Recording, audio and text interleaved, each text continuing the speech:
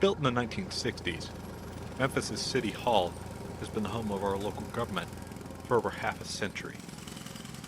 Opening just prior to the 1968 sanitation workers' strike, the old building is just the latest seat of our municipal government throughout Memphis' 200-year history, seeing us through some turbulent times. But if it's only been here the past 50 years or so, what came before it? Hello, my name is Scott Lidlard. I'm one of the librarians at the Central Library, and I'm here to answer that today.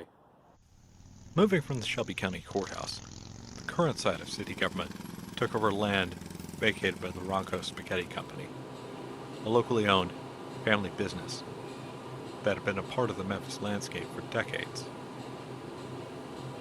Producing pasta by the ton at their downtown factory, the company employed a workforce of hundreds in packaging, boxing, and delivering its signature products.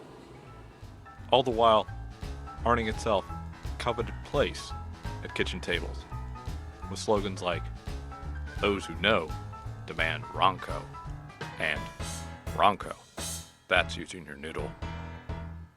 While not as well known as other Memphis establishments, such as Piggly Wiggly and Holiday Inn, the Ronco Spaghetti Company, even today, still holds an important place in the city's history.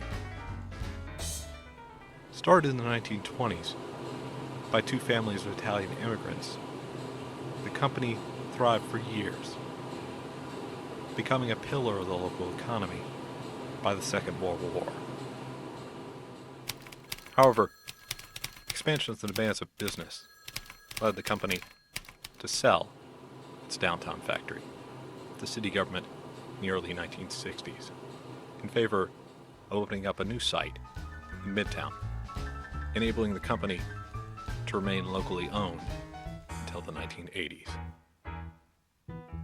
Unfortunately, by that time, the market had changed, forcing the sale of the longtime local business to a series of major corporations, starting with the Coca-Cola Company, something that eventually led to the plant's closure in the 1990s.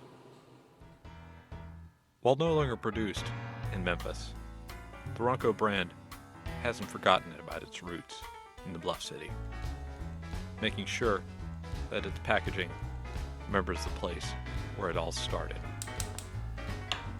all the while offering a little taste of Memphis history to anyone who wants it.